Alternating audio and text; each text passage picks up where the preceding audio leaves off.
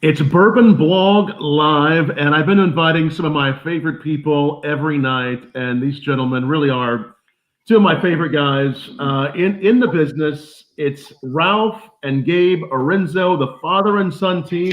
You all may know them for starting Hudson Whiskey. I got some of that right here years ago. And then there's so many other great things they're both doing now, from the Liquid Mercantile to the Speakeasy Motor American Whiskey Company. I'm going to have him tell you all about it in this hour or so. But first, welcome to Ralph and Gabe. How are you guys doing? Good to see you.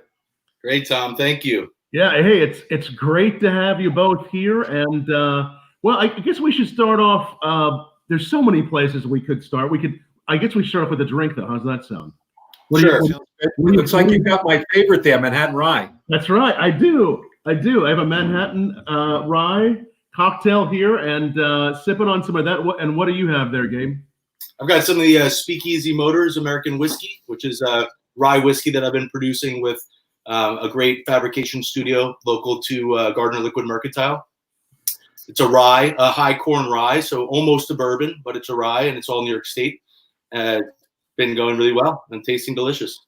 That's cool. And Ralph, are you sipping on anything there? No, I'm not. I'm trying to keep my hands off of it tonight.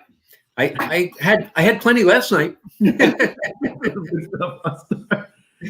like it. He's sporting his Distillery man shirt, and so well, there it is. I like it.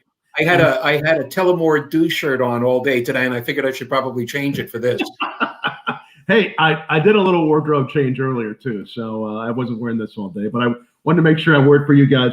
So the cool thing is, as I was talking about with, I think it was Gabe a little bit earlier on the kind of the pre-chat, I've always said this, and Hudson, you all, hold a special place in my heart and in the life of Bourbon Blog, because you guys got started with Hudson Whiskey right around this time we launched bourbonblog.com, right when craft spirits were growing, and you all, just really grew that, and you made a big impact on craft. Maybe just give us, I think everybody knows the story, but maybe whoever wants to jump in, just give us a little background on how it all started, how you guys got together and just kind of do this thing called Distilling, 15 years ago. You want me to take that? Actually, I remember those days. Those were the early days when ADI was the only game in town, and all of us knew almost nothing about what we were getting ourselves into. Right. For our part, I know Gabe was at SUNY New Paltz at the University in New Paltz when I started the Distillery project with Brian Lee. Right. We were less than novice. We really learned from scratch on the job, and I guess that was one of the big things that sort of set our character in place, is that we really were very hands-on, do it ourselves. We can figure this out. And that always worked very well. And then Gabe, when he finished at the university, he came over. First he went to New York for a while and worked down there. And then he came back and started working with us, building the place. Excellent. Yeah, I wasn't at SUNY New Paltz when you started the Distillery project. That was years after I had left there, but I was down in the city. I went through a couple different production jobs and was working at a media and marketing company, and left there to come up and help my dad build out the distillery and build the brand. I think I came on right before we sold our first aged whiskey, but you guys had been, operational at that point for about a year, I think. So yeah, and then when we sold the Hudson brand to William Grant & Sons, they hired him away from us and sent him on the road for 3 years, Gabe? Yeah, 3 years. And he won Brand Ambassador of the Year in the very first year. Congratulations. 2012, yeah. American Whiskey Ambassador of the Year. Well, I still have that barrel head somewhere around here. The plaque they made you, What was it like in those early days when, you all been one of the first, there were some, right? But one of the first bourbons outside of Kentucky, and people were saying, what is craft distilling? What's this bourbon coming from New York all about? What in those early days, what was it like, and what was the What was the connection that you made, and what really helped you form that fan base and that you're carrying on? Well, it's interesting that you should start off that with the business about bourbon only being made in Kentucky, because it got to a point where when I was out selling the first whiskeys we made, I used to carry the standards of identity, the TTB document that defines all alcohol for the U.S. I used to carry it around in my pocket because invariably somebody in the room would say, you can't make bourbon in New York. And I'd say, well, let's look at the rules. And I would pull the rules out. I ended up leaving a lot of them with bartenders so that they could answer the questions that the patrons might have had. But yeah, I think that starting early on, a big part of it was you driving around the Hudson Valley, selling out of the trunk of your car, jumping to the line of the sales reps because you were sort of hopping around saying, I actually made this. I made this, you know? And I mean, there was a funny story. I think that when you had the very first batch of baby bourbon, the entire batch was in your car, which at the point was maybe 2.5, 3 cases, because they were coming out of those 3-gallon barrels, and looking for the places that it should be seen, where it should be had, because you were making so little. And he literally Googled best whiskey store in New York, and Linnell's came up. That was the process. It was like, where am I going to sell this? I don't know. Let me Google it. Yeah, I picked up the phone and called Linnell, and I told her I was making bourbon in the Hudson Valley, and she got a good laugh out of that. But she did invite me down, and she bought the entire first batch. It was 128 bottles, and she still has bottle number 1, by the way. Really? Yeah. And it's not been cracked. It's a collectible. I suppose you should put it on Craigslist or something. I don't know.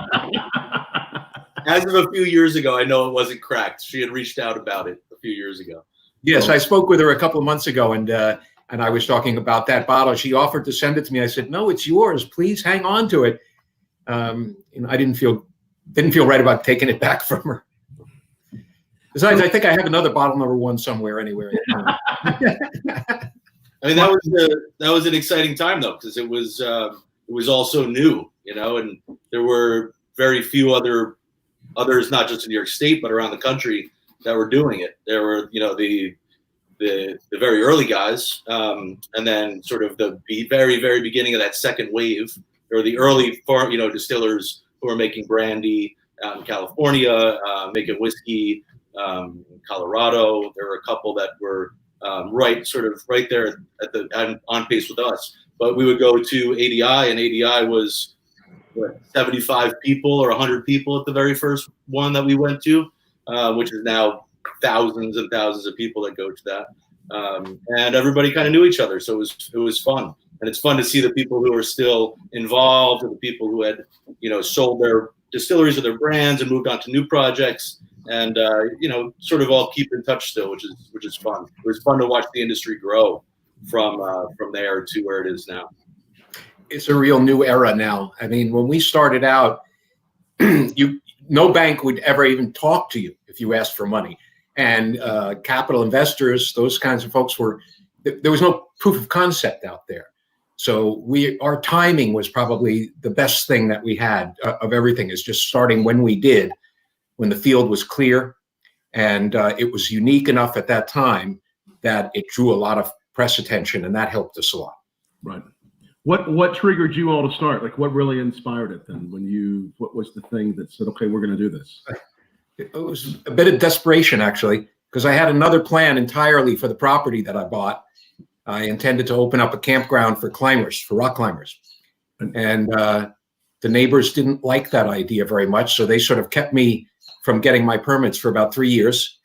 And at the end, I just ran out of money. I couldn't fight it anymore. So trying to figure out what I could do, I called the local zoning officer and asked him to come over and tell me what I could do in the property to make a living that no one could stop me from doing. Right. And he pointed out that winery in New York is a farm use. And if you're in a farm district in New York, you have a constitutional right to farm. So I started looking at wineries, and there were about 128 wineries in New York at the time. And growing fruit in the Northeast is problematic. Growing grapes anywhere is problematic. But I noticed that there were no distilleries in New York at the time and hadn't been since Prohibition. So I started experimenting at home on my stove top with a little whistling tea kettle I converted into a still, and stunk up a house every day for about a whole winter. And then in the spring, I started filling out paperwork. I figured I can do this. This is not rocket science. And I started filling out paperwork, and that's when Brian Lee showed up. And I told him the idea. He liked it, so we formed a partnership and went from there. And as Gabe said, we were very ad hoc at the time. We repurposed a lot of equipment because we couldn't afford to buy new equipment. And now, of course, the distillery is so much more advanced, and I don't think that I could go in there and turn the stills on now. it's that much further advanced. Whereas before it was just, you turn one little wheel and everything cranks up. So, in fact, we just transferred from Tuthilltown to Gardiner Liquid Mercantile Distillery the first 4 barrels that were produced, or the oldest barrels that were on set. I don't know if it was the very first, but there were 4 7 or 53-gallon bourbon barrels and rye. There was 2 baby bourbon, I think, 1 4-grain and a rye barrel, and they were all 9 and 10-year-old. Dad, I didn't mention it to you, but I tasted the 10-year-old 4-grain the other day, and it was incredible. It was really unique, and it still had that very signature Hudson flavor. But it's a very, very different whiskey when it's been in a 53-gallon barrel for 10 years, So it was really cool. So we've got four there. It's in stainless now, but probably a total of maybe 75 or 80 gallons at cask strength of the Founders Reserve barrels that were not part of the deal that was struck with William Grant. Those were intentionally kept out. So because I have a DSP now, we were able to transfer those in bond to my distillery. Right. Wow. So that was when you first started making the 4-grain, and where was that? Yeah, those were some of the first spirits we put up in oak. Right. In big oak. Right. Because those were one of the first 53-gallon ones. Because before that, we were using 3s and 5s and 10s because we couldn't afford to fill big ones. We take a full week's worth of work, or maybe even more at that point. We had 100-gallon still. Wow. And that was it. And at some point, obviously you did that for how long, and then when did it change over to something bigger? When was that? Well, we were sort of on our own until about 2010, early 2010, when we sold the Hudson brand to William Grant. Right. And that gave us another round of press because we were the first craft brand to be picked up by a major house in the States. And that plugged us into their international network of distribution and public relations and their network of customers, all that sort of thing. So that was what really kicked us off. But we were still out there selling it every day. I mean, we were hardworking brand ambassadors, and that had a lot to do with it. Of course, it made a big difference when I was selling it that it wasn't a liquor salesman.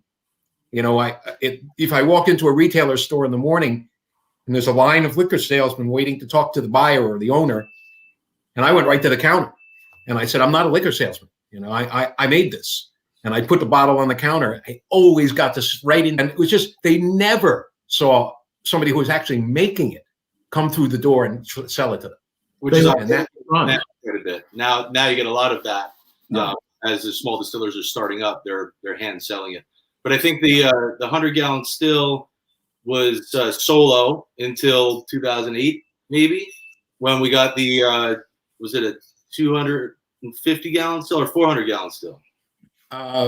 Still 250, I think, was the next one, and then we went up to 4. Right. And now there's a couple other stills on site. Yeah. Now, in our first year, I think we produced about 2,000 proof gallons, and last year, Tuthilltown made 140,000 proof gallons. Oh, wow. So it's a much bigger operation now, and thankfully, I'm not responsible for it anymore. Well, the thing was, we started as a small business based on a farm, And we were looking at it in the same way that a lot of winemakers, they have the little old winery down the street, and the tourists go there, and it sells in all the local stores and restaurants. And that's really what we were aiming for. And we were just victims of our own success, you might say. And a lot of that, as I said, a lot of it had to do with the timing. We were at the right place at the right time, and the field was very open for us for a number of years.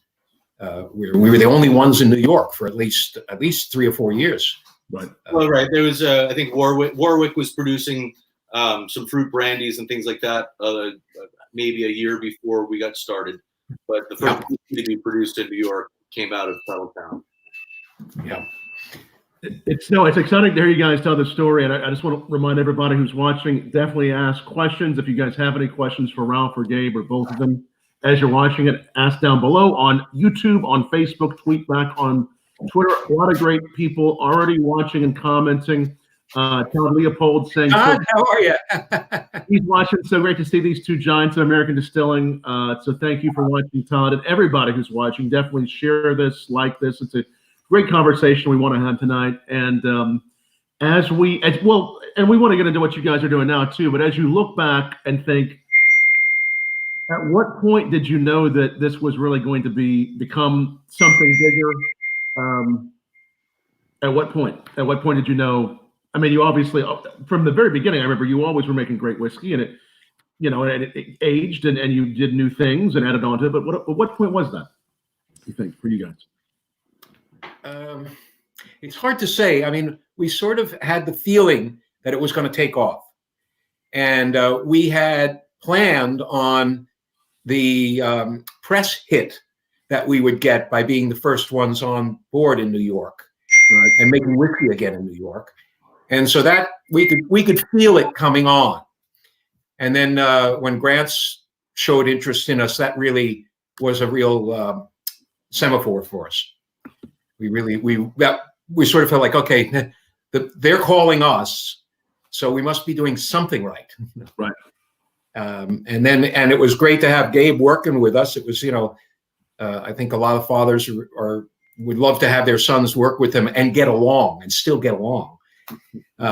And we were, and it's great. And even better, Gabe now has what I started out to have: a small neighborhood, popular distillery that makes a lot of goods and sells them in his own tasting room, and is not really dealing with distributors or big time distribution.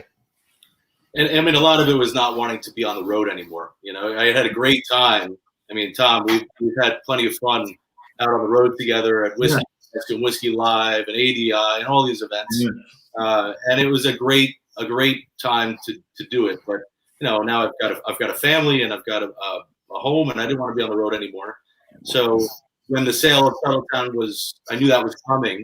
I left and divested so that I could open up a small farm distillery, actually on a farm here in New Paltz, Gardiner area. That it's a 400-acre plus farm, the Dressel's farm, and I work with fourth generation Tim Dressel, and he makes hard cider. I rent a small space at his cidery, and there I have a small still that I started with a 50-gallon still, and now I've got a 250-gallon Hoga brandy still that I actually got from Sonoma County Distillers. And Adam out there, they shipped it out for me, which was awesome. And it's fun to work on that kind of still. It's an alembic style as opposed to the fancy that we were using at Tuthilltown. But I bought a little building right on Main Street in Gardiner, which is this tiny little village, and have a cocktail bar and a retail space. And for the most part, I'm distilling for this place. So I sell everything here. We do cocktails. The majority of the stuff is stuff that I'm distilling. But then all other New York State products as well, we try and support any gaps that I can't fill. We bring in New York producers, which is pretty cool. Excellent. And you have some of your products right there. What do you have there that you make? So the majority of what I do and what I for the most part sell in bottles is apple brandy, because that's what they've got so much of there. And I'm on the other side of the wall from where my still is an old rack press. I forget exactly what they call it, sack and rack press or something like that. I'm sorry if Tim Dressel's listening. He's probably yelling out, trying to correct me. But they press the cider right there, sweet cider, and then I bring it over and I ferment it. And I'm doing a wild fermentation. I've toyed around with different types of yeast, but right now I'm doing a wild fermentation and it's working out pretty well. But I also, whenever they've got excess fruit or things that they need to clear out of their coolers, things that are overripe or whatever, I get the call. Hey, you want a pallet of strawberries? Do you want a couple of containers full of peaches or pears? And I'll mash them myself or process them myself, ferment them, and distill them. So here I've got some strawberry eau de vie that I did, which sat in glass for about 2 years before as I was proofing it down, before I bottled it. I've got some peach and some grappa. The grappa came out really nice. Also working on a cool project with these local fabricators who do hot rods and bobbers and choppers, motorcycles, and speakeasy motors. So I'm doing speakeasy motors, American whiskey. These guys, I'm sure, as my dad knows, a lot of people contact you wanting to, they got some great idea about doing a whiskey or a brand. And most of the time, I just can't be bothered. I'm focused here. But these guys hounded me for a while, and I really got to like them. And we ended up finding, sourcing some barrels. So it's all sourced whiskey. I'm not making this. I don't have the equipment to make whiskey right now. I'm just doing fruit spirits and brandies. And the first couple batches, for the most part, are coming from Finger Lakes Distillery. So Brian McKenzie up in the Finger Lakes. We would go up and select some barrels and do a blend that makes it unique from the product that he's producing. It's a high corn rye. It's really, really tasty. Also working on this cool project. These guys, who I'm not even sure how I came across them or they came across me, but they bought this 27-acre property right on the Hudson River. It was the old Christian Brothers Monastery, and they're converting it to a boutique hotel, an event space, and distillery. And I'll be their chief distiller. It's called the Hudson House. I know it's Hudson House. It's a little close, but it is right on the Hudson, and it's a gorgeous property. So we'll be doing some really cool stuff. And if you want to check out that stuff, it's the Hudson House and Hudson House NY, thehudsonhouseny.com. Cool. Running hopefully by the end of the summer. Excellent. And then it'll be both a hotel, boutique hotel, and a distillery too. Yeah, it's this beautiful old brick building that's attached to an old Victorian. That was the main house of a big property on the Hudson River, and has been in the Christian Brothers have been there as a monastery and school for I don't know how long, but they bought it from them. And yes, it's a gorgeous, gorgeous property. There are pictures of it on the website.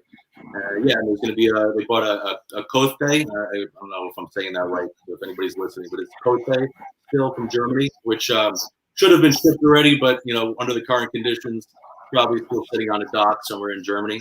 But it's 2,000 liter still, and we'll be producing whiskeys and various other spirits. It's one of the hybrid spirits that we can produce almost anything off of.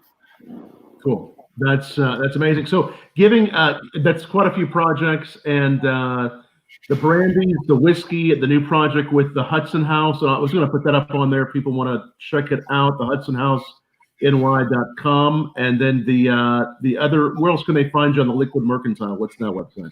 Liquid Mercantile, I bought a bunch of URLs over the years, so you can get there a lot of ways. If you put in whiskeyny.com, nywhiskey.com, but actually the website is GardinerLiquidMercantile.com. Gardiner Liquid, okay. LiquidMercantile.com will take you there as well.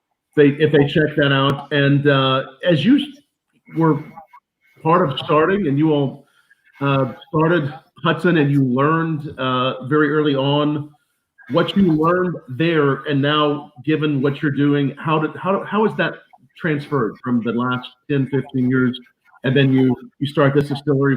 What have you learned, and what's it like to now be back to the beginning of a small operation? Well, I learned that I wanted a small operation.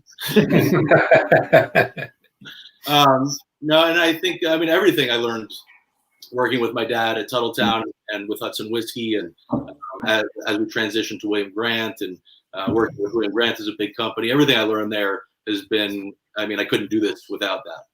When I first came on at Tuthilltown, I was learned to distill from my dad and Brian, and then very quickly we sort of turned over the keys and became chief distiller there for a while and built up a team, and then sort of shifted out of that into the sales and marketing side. right around when William Grant purchased the brand, and that's when I went over. But I mean, I learned how to distill there. I learned how to market spirits and how to sell spirits, how to deal with distributors. I got ingratiated with the bartender community and met so many amazing people. Todd's watching. I mean, Todd is one of my heroes in the industry. Very quick story. I was in Colorado. I went to school in Colorado for a while and was visiting my wife's family and went up there in Denver. And I'd never met Todd. I don't even know if he knew what we were up to in New York. And we just pulled up at the door. And this was when in his old smaller distillery. And just introduced ourselves. And he ended up spending probably 2 or 3 hours with us, just tasting through every single thing he did in the middle of his day. And everything was just amazing and unique and funky and cool. And it was just a really special moment. And ever since then, I hold a special place in my heart. So thank you for that. It was an interesting time early on that when we all knew each other. Right. There were maybe 15 distillers by the time we started the Craft Spirits Association. Maybe 20, I guess, and we all knew each other, and we were all going through the same problems, and it was very collegial. I mean, everybody shared information all the time and helped each other out. It was interesting. It wasn't nearly as competitive an atmosphere as it is now. If somebody calls me and says, "Well, I'm thinking of building a distillery," I usually try to talk them out of it and suggest they build a malt house or a cooperage instead. But at that time, we were all beginners. I mean, there were some of us who'd been doing it a little longer or had a home still longer and entered it. But, like I said earlier, one of the problems was nobody wanted to give anybody money because they didn't believe that it was, it was one of those, well, good luck with that, it was response a lot of the time. But everybody who pressed on, like Todd and the Garrisons and all those, I can't even remember all the names of everybody, but it's been really gratifying to watch them all mature and watch the industry mature. Yeah. Oh, absolutely. And now when they walk into Liquid Mercantile, it's the approach. I mean, obviously everyone's always been passionate about craft products and the story, but is the approach different when someone walks in looking at what a craft distillery is, and are the questions they ask different? How is the customer different now? Well, I mean, here, for the most part, we seem like a bar. Most people don't realize that we're a farm distillery until we start talking to them and they start asking questions. We don't actually operate under the farm distillery license and the branch office permit. So a lot of people will come in and they'll order a margarita, and we have to explain to them, well, we don't carry tequila because we only carry things that are made in New York State based on our license. And it's amazing because we can turn people who are, coming in for a scotch or a margarita or a tequila, we can turn them on to something else and, convert them over. And it's amazing. I mean, you get people who come in for a Budweiser or something, and we can turn them on to New York craft beer. And people that you would think would walk out when you don't have Budweiser or Johnny Walker or Jimmy or, one of the Johns or Jims or anything like that. They end up sticking around and having a great time, and we can educate them on the licensing in New York and how New York has been at the forefront of the craft movement, and converted a lot of people that way. So it's been pretty cool. My distillery, I don't do tours there. It's a farm operation, and I'm operating, sort of low key there. So this is my shop. This is where people come and see us.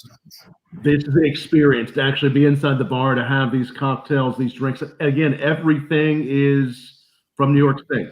Yep, by law. Yeah. So we don't have a liquor license. We do have a beer license. We did start with a beer license, tavern wine license, but the laws have changed, since we started, and now you can serve on-premise New York State products under the farm distillery license as well. Talk about that law a little bit, just for people that are outside of New York or even inside that don't know about that. I was going to say, all apart, due to my dad's efforts. Yeah. So yeah, you should definitely talk about that.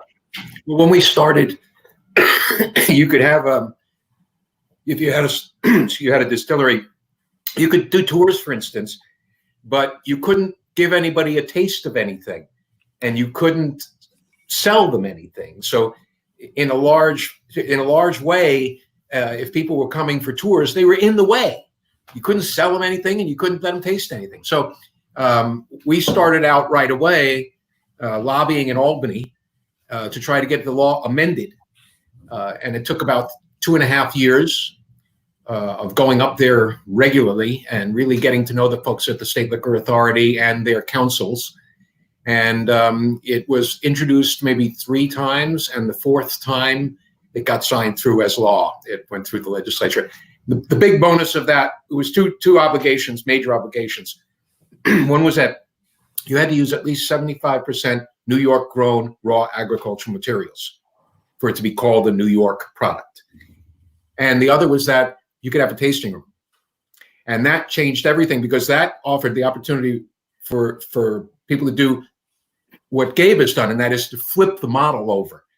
Up until then, people were building distilleries and they wished they had a tasting room so they could sell some to people. But now Gabe's Liquid Mercantile model is a complete opposite. His major focus is the bar and the tasting room, and he makes the spirits that he sells there. So it's the absolute best margin you can have. There's nobody else between you and the customer. That's wonderful. And so that has, once that bill passed, it really took off. That's when people started opening distilleries. That's amazing. And then are there other states that have similar laws or are looking to this New York law? Well, they're not reviewing our model so much anymore, but for the first, I guess, until about 2012 or so, we were getting calls all the time from other distillers in other states saying, would you send us your law? Wow. And we would just refer them online to the New York laws and regulations, code of regulations. But there are numerous states now that have similar abilities under their licenses. I know California's got some pretty progressive laws. I don't know exactly what they are, but I think that they've got some pretty progressive laws. So yeah, being able to sell directly to the consumer is a huge piece of it. Not just to bring people and sort of have exposure to your brand, but really that sale, is a much larger margin. Makes it easy. That's so important, and that's so exciting to see that ability to feature all the products from one state and to showcase your products. It's very exciting, and I hope other states will follow suit. And so, see if we have any questions. A lot of great people watching. I think one of the questions I had was, well, let's talk about for a moment about where we are. I mean, of course, we started this on Bourbon Blog to interview someone or someone's guests of ours every night during the quarantine. But since we are still in this quarantine and this time when COVID is still out there, how do you think this is going to impact craft distillers and whiskey? And speak to that. Well, I know that William Grant has really been focused on keeping everybody employed and keeping the cash expenditures to a minimum during this time. Right. But they've turned over a lot of their production facilities to making neutral spirits and making hand sanitizer, right, as Gabe did. Gabe was the first one in the area to do it here. Cool. And actually, one of his clients is the county. He's making this material for them. Yeah, sold about 200 cases at cost, pretty much to the county, and for the most part, selling the rest out of my retail shop. But yeah, it went through a couple different iterations. I started making sanitizer, I think, on the 3rd of March or the 6th of March is when I had it available. And at that time, there was no. I had reached out to the FDA and I tried to find out, the right way to do it, but nobody was really answering me or giving me any guidance. So I was literally just mixing 75% heart apple eau de vie with aloe and bottling it and selling it, and not selling it. I was just giving it away. And for the first, all that entire batch I just gave away. And then, so it was literally look at that.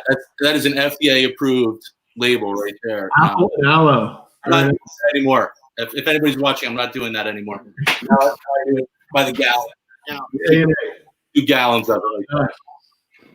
But I don't have the ability to make neutral spirit with the skill that I have. So I'm actually purchasing.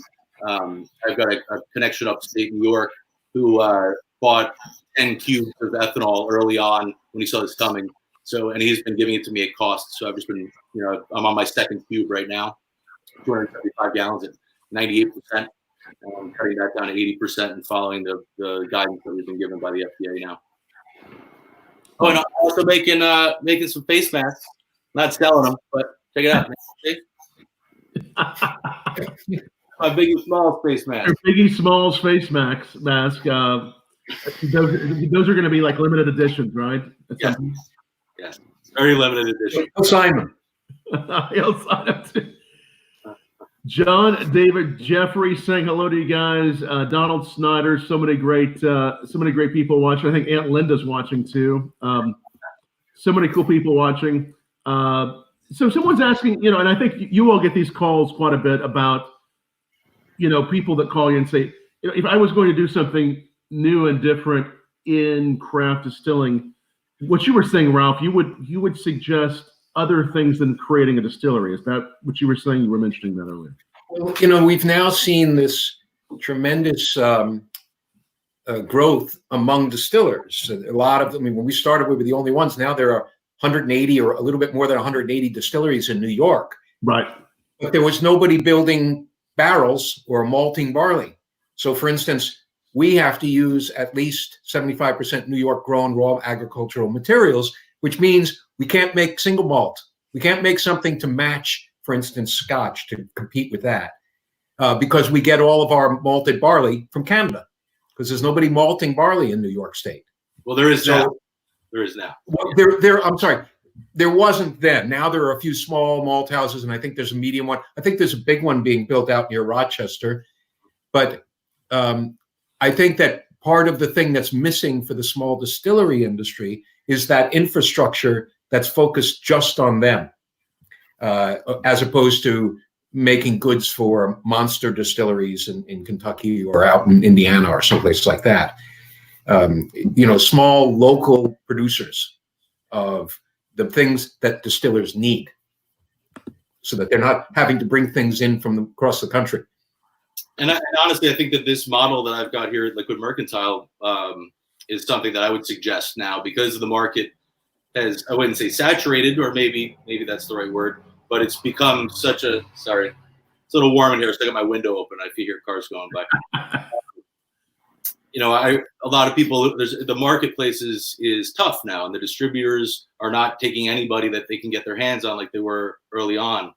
Right. So, if you were interested in getting into the industry at this point, this model works, where you have a small distillery, either in a location where you have foot traffic, or you have a distillery in one location, and then you have your branch office in another. Branch office being basically your retail, your on-premise and off-premise retail. And you can make a living. You're not going to build up a brand like Hudson and sell it to a big company, but maybe eventually you could. Maybe you could branch off and have separate locations. Right now, the law does not allow for multiple branch offices for farm distilleries. You can only have one. You can only have one in New York. Yes, I don't know how it is in other places, but breweries I think can have 5, or wineries can have 5, but farm distilleries can still only have 1. But if you've got a small still or on a farm, and then you've got your branch office in a place where you've got foot traffic, like Main Street Gardiner, which does not have foot traffic. Destination. But Gardiner Liquid Mercantile is the biggest business in the village of Gardiner. Yeah. And it's not as big of a business, right? But that's that was the kind of advice that I had given people all along, is that if you're out to make the next Grey Goose, you better have a lot of money and a lot of people backing you up, and you better know what you're doing. But if you want to be the neighborhood distillery and make a living, and not make $1 million, generally speaking, you're in debt more than anything else for a long time. But it is possible to do. You don't have to. We didn't invest anywhere near $1 million building the distillery, and then we grew as we needed to. And I built this on credit cards and small loan, and most of that is paid off now. So I mean, I think actually all of that is paid off. I've racked up more debt besides that. But the opening, the building out and the opening of this place did not cost a lot of money. I mean, I started with a 50-gallon still, a small 50-gallon still that was really a placeholder for me. It was something that I could get licensed, or I could then have my branch office licensed and permitted. And then I opened up the bar and sold other people's stuff that was made in New York while I was starting to produce products. And now I've scaled up to a 1,000-liter still, so 270-gallon or so still. But you don't need to break the bank on this scale. If you want to go in a different direction, you can, but you can really do it on your bootstraps, shoestrings. And if you are starting a small distillery, or even if you have one, what advice do you all have to a craft distiller, or just someone who wants to do something on a very small level for doing something that will stand apart? Is it about tapping into local grains, local themes? Where should their thought process be, you think? I think mainly the first thing you need to do is sort of own your neighborhood. You make sure that your goods are everywhere around you, or that you have a place like Gabe does, where you have a place to retail your goods and make money other than just by making alcohol. But beyond that, it's really, a lot of it has to do with the backstory and how you come into the business. Although right now, like I said, I really don't recommend that people go out and build a distillery. The market's kind of saturated at the moment. And of course, we're stuck in this virus situation at the moment also, so nobody's building anything pretty much at the moment. But now Gabe's response to the COVID-19 was to start doing online ordering of food and drinks. Wow. And curbside delivery. Nice. People come down, they order it, and they pay for it online. Nobody has to touch anybody. And he's doing okay. I mean, he's actually managed to stay open. And I think that the main reason for that is because he could do it all himself. Right. Right. I was why Tom wanted to be on this call, this podcast, this video, when I'm just a short order cook. I don't know. He makes great fries. I do, yeah. Well, next time we'll have you bring some fries. That's all right. Well, no, it's great to have you both. Question from someone, and I agree with this comment. New York grains. We think about different regions of bourbon, right? And I think those are becoming more defined, and maybe the flavor profiles from East Coast, West Coast. But there really is a way, and there always has been. We'll talk about your products plus Hudson. Just as I had this cocktail, the DNA of the Hudson Manhattan Rye really shined through. There is this thing about, I think, New York whiskeys, in particular Hudson, that really affects the flavor. How do grains play that role, and is there any role that the barrels play just in New York in general, or in any region as we think about whiskeys? I think that everybody's developing their own style. Right. This is something that was one of my favorite things to say to the staff when we were building the business and figuring out how to make it all work, is that I don't want you thinking outside the box. There is no box. We're making it up as we go along. For us, one of the things that really provided a real signature flavor in our whiskeys was that we couldn't afford to buy a proper mash tun, so we could never figure out a way to separate the liquids and solids after the cook. So we just used the entire mash. And it's like the difference between making a loaf of bread with highly enriched white flour and making it with a whole grain flour. You get the flavor of the entire grain in the whiskey. And that was born out of need. We couldn't afford to buy the proper equipment, so we had to make do.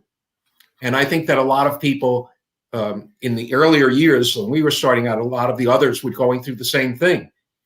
They were doing things. There were a lot of happy accidents, let's say, and for us, that was one of them. Is that we found out that the material coming out is much richer when you use the whole grain than if you just use the liquid. And we I think in the beginning we started with general corn. I don't know if it was what type of corn we were using in the very beginning, but over the years, we tried to expand that to unique heirloom varietals that we had the local farmers growing for us. So, we would use some portion of those heirloom corn seeds or triticale or some interesting grains. And we would starting with just those, and then, finding the right balance of a typical corn versus the heirloom seed, so that we would get the real good starch content versus the flavor profiles of the unique grain. So, I think grain and barrel play a huge role in it. And I think maybe one of the main factors, now there's a lot of distilleries in New York also that are using 53-gallon barrels. But early on, people couldn't afford to use 53-gallon barrels, or they weren't making enough. It would take a week or 2 weeks of work to fill one 53-gallon barrel. So people were filling, 5-gallon barrels, 10-gallon, 26-gallon barrels. And I think that really added a unique profile compared to the traditional whiskeys of Kentucky or Tennessee. So it was adding a much more robust oak flavor. It was you're getting a much richer extraction of the wood into the spirit on those smaller barrels. So it's those happy accidents. It's sometimes that need, the terroir. All those elements have gone into creating what these flavors are and what the flavors in many regions are. Yeah, I think that people in the early years, and they were learning as they went, as I said earlier, and they were making what they could, not necessarily what the market would bear. People like Corsair, for instance, who had the most incredible varieties of whiskey. Excuse me. And we made it out of triticale. We made, as Gabe said, oats. I made an oat whiskey once, and spelt whiskey. But just as I said, it was because we were trying anything we could to set ourselves apart. And of course, Biggie Smalls played a big part in the flavor. Well, I mean, as you know, Tom, there was a time where we had speakers all around our rick house, and right, that's right. We would play hip hop and techno. It was a lot of hip hop mostly. To the barrel, that heavy bass, we found the agitation of the spirit was also expediting that extraction of the wood. That music was really helping that a lot. Yeah, well, I mean, you were getting it wasn't speeding up maturation in any way, right? But definitely speeding up extraction, and they get more depth quicker. Yeah, and it rocked. And it rocked. we still get letters and calls and emails from people in Europe who want to know about the sonic maturation. And but we're not doing it anymore because after our fire, we had a little fire a few years ago, and after the fire, we removed all electrical sources from anywhere we were storing whiskey. You thought that might be a fire hazard. Done to start, but again, we were learning as we went. Expensive. Thankfully, we didn't burn the place down. Is there any other? That's a good story. I mean, well. Glad nobody was hurt, right? So hopefully it's a good. Nobody was hurt. We didn't lose any product. Right. In fact, we gained a product. There was no structural damage, and we had a great insurance policy, so we were able to actually come back in better condition than when we started. Right. But we made when the fire started, there was nobody in the room. The person who was running the still had just stepped out, but I had just finished filling 100 barrels, small barrels, 3s, 5s, and 10s, and labeled them. And then the fire broke out. And when we went in the room afterwards, none of the barrels had broken, but they had all completely charred black on the outside. Wow. So we didn't know what was in them because the labels burnt off all the barrels. Right. So we just had them set it aside. I said, put those away. Don't dump them. So we put them away, and on the second anniversary of the fire, we blended them all together in a big tank and just bottled it up as our double charred Hudson. Right. I remember and I think we had about 3,000 bottles, and that was it. Right. It wasn't great. It's historic, though. It wasn't it was definitely a commemorative batch. I still have a bottle of it in my collection. I've got a cool collection of. Any other fun? Not fun, but any other mistakes that ended up you learning something from? That any other good stories to tell? I mean, the fire is a pretty big one, but any others that are? Yeah, I was on the road at that moment. I was in Boston. I got called. I was still, in bed from the night before, and my wife said, "It's gone, it blew up." What are you talking about? And no structural damage. I'm really, I don't know. Is that right? And the roof? Yeah, no structural damage. The roof blew up. It was a. I mean, thank God nobody was hurt. It was. There were people downstairs in the building, but nobody was up there. And this is the double charred whiskey. I remember this. Yes. Yeah. The double charred. I thought it was pretty tasty. I remember trying that. It was very nice. I liked it. I thought it was really good. Yeah. But when I was selling it afterwards, I would say, I'd hand it to somebody and say, "I hope I never get to sell this to you again." But it was pretty good. And sometimes you'll go into a small retailer in the middle of nowhere and you'll find one on the shelf. Wow. The Empire Rye, that's something that's in the last several years is fairly new. Talk about that, which is, I think, very special for New York and what you all have done. Yeah, actually, a group of us got together. I think the first year it was 6 people, 6 distillers. And we all got together. We agreed on certain parameters for a New York rye, Empire Rye. We incorporated the group as the New York Empire Rye Association and invited other distillers to join. And the spirit had to qualify as a New York spirit. That is to say, had to be at least 75% New York goods, had to be in a barrel 3 years, which was our own little, there's no other requirement in law about how long it's in the barrel, but we decided that we wanted it to be 3 years. And we decided on a logo and the whole thing, and then everybody set about making their rye.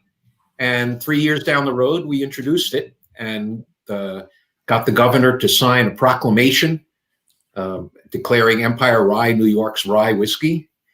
And it's been very successful. And it's something that a lot of regions have been wanting to do, and that is what's the fine common thread between all of them that they can promote.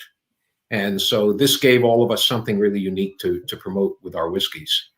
Right. And our Manhattan Rye met the criteria anyway, so we didn't have to worry about it. What is the criteria? Is it 2 years? It's got to be straight, or 3 years? 3 years. It's got to be in oak for 3 years. For 3 years. And it has to be made in the distillery that's bottling it. It can't be a blend of other people's goods. Do you see the other states going towards that kind of model, finding ways to actually really own a category like New York has? Is that something that you think will happen more of? We'll see more. I think it will happen more. It will take a little while longer now because of this situation with the virus and the shutdown and everything. Right. People will take a while for everybody to gear their operations back up, and the people who are trying to put together these sort of coalitions, they'll have to rebuild them again. So that's going to take some time. But I know that there are other states that are trying to come up with a signature beverage for them and that they all can agree on. We were fortunate when we started, there were only 6 of us and we just went ahead. We didn't care what anybody else was doing. Whereas now, because there are so many more people involved in each state, it's harder to decide on criteria everyone can accept. Right. It's like when we started, if you put a bunch of distillers in the room, it was a room full of know-it-alls because they're all doing it their way. Right. And, you can't really tell them how to do it. And now there are 1,900 distilleries across the country. That's a lot of know-it-alls. It's hard to get people to decide on one thing. But it is happening. It is happening. And I notice a lot of the distilleries in Texas are advertising Texas whiskey, Texas spirit. And that's a start. That's the way to start. I actually read it from that state and then get a little bit more specific as far as what. Right. Agree on something. Agree on a formula, a basic generic formula that everybody can use, and then go and make it and put it together. We were very fortunate at Christopher Williams. He's running Copper Sea Distillery in New Paltz, Right. and he took on the job of organizing the whole thing. He got the governor to sign a proclamation. He got the week declared Rye Week when we introduced it, things Right. like that. And it needs to have, just as with the Farm Distillery Act, it needs to have somebody who's focused on it. In the case of the Empire Rye, Christopher was really focused on it and did most of the work, keeping it organized and keeping it moving forward. So if other states, if other distillers in other states want to do something like that, somebody's got to get up and actually do the work.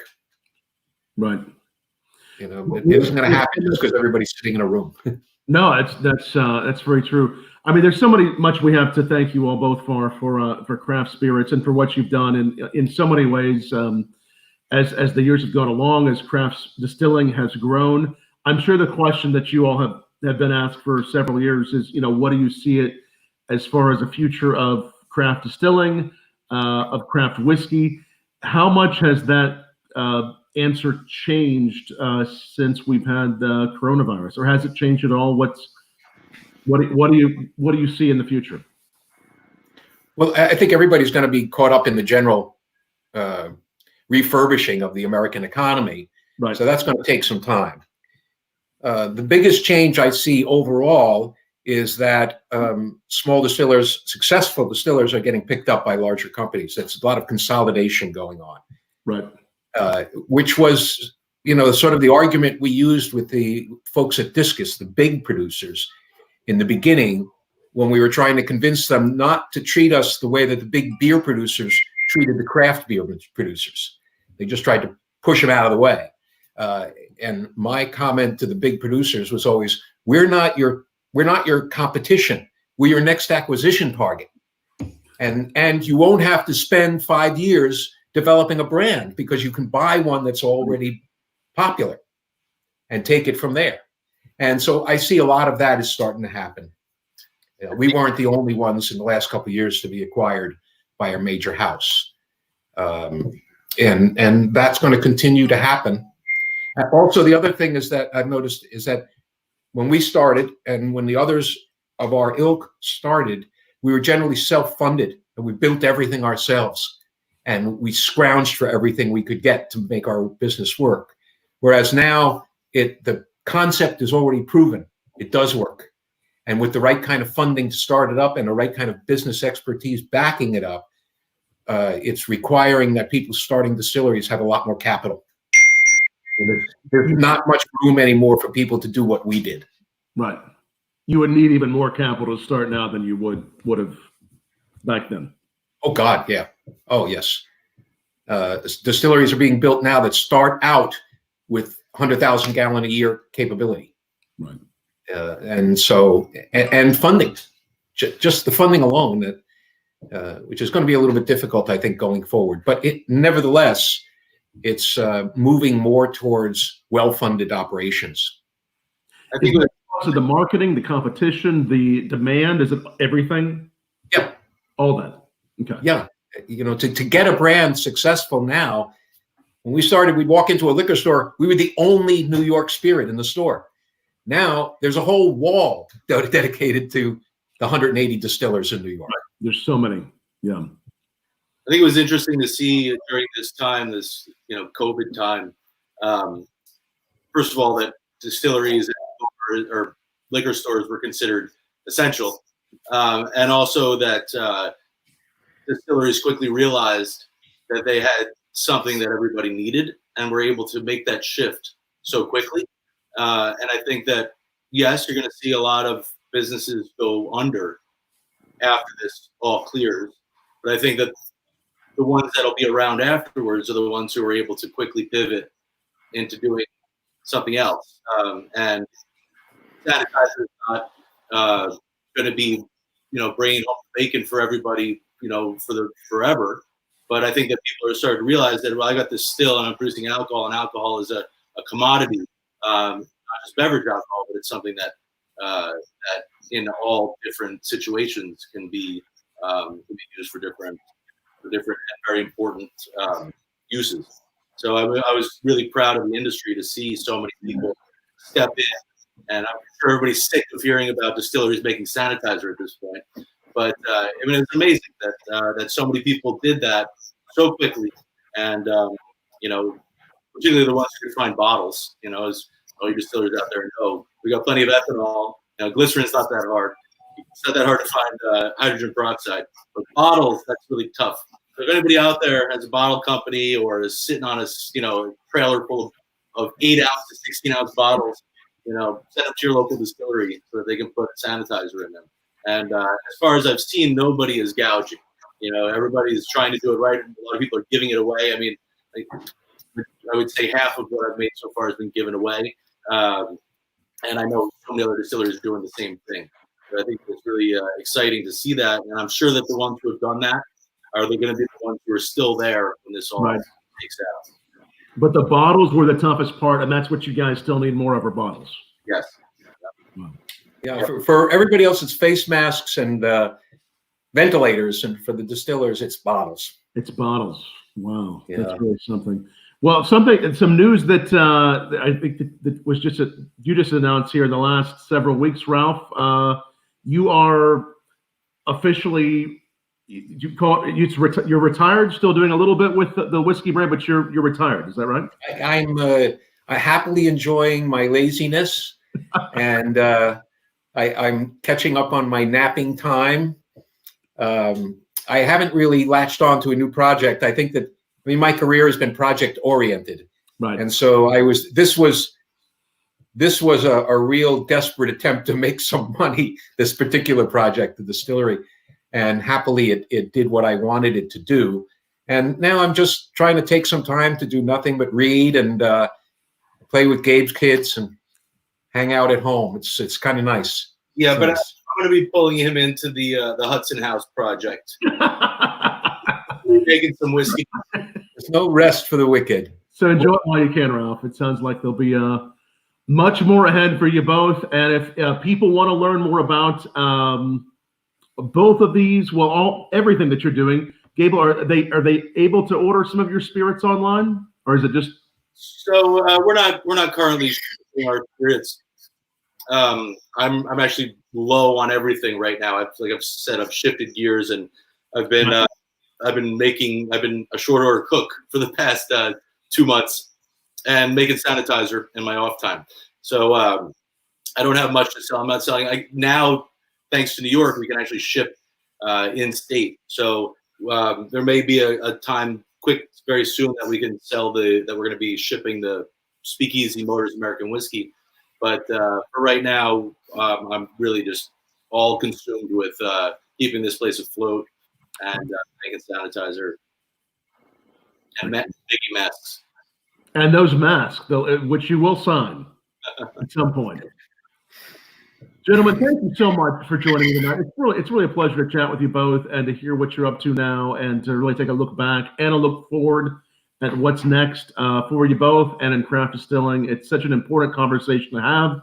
And if anybody has tuned in during this and you've only gotten part of it, go back. We're keeping it up on YouTube, Facebook, and Twitter permanently. And we're going to have another one of these wonderful chats with new guests every night. That's right, every night. Sundays, Saturdays, 8 p.m. Eastern. Bourbonblog.com/live is the place to find this. And we'll keep doing this as long as the quarantine lasts, and maybe even beyond. As soon as I can get back on the road and start pouring whiskey, doing my whiskey education again, I will. But for now, it's great to be educating everybody watching about some great whiskeys and great new things you guys are doing. So thank you all very much. You mean a lot to me and the industry, and I appreciate your all's friendship over the years and support. It's great to have a sip with you all tonight. Thank you, Tom. Thanks for having me. Hey, Ralph, and hopefully we'll see you soon in the near future for a drink, and the rest of you watching for a drink as well. So y'all stay safe, and cheers. Cheers. All right.